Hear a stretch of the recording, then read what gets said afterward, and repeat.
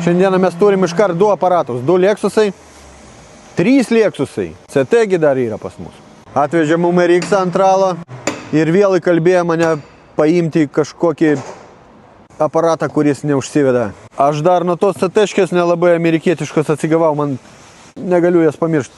Operatorius klausė, gal su šito nereikės visą savaitgalį sėdėti. Ne, mes jau jį užvedėm, to aš viską papasakosiu ir einam. Automobilis nuo vasaros buvo autoservise, jį negalėjo užvesti, atvarė pas mus, sakė, padaryti jį reikia jau vakar.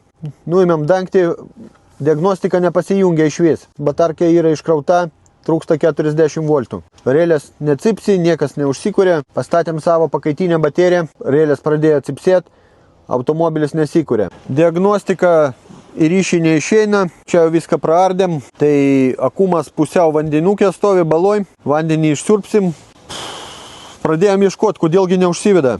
Čia laidukų kaba toks nemažas kušys. Per 4 valandas mes automobilį užvedėm, a jūs atspėkit, kurgi buvo problema. Rašykit komentaruose, spėliokit.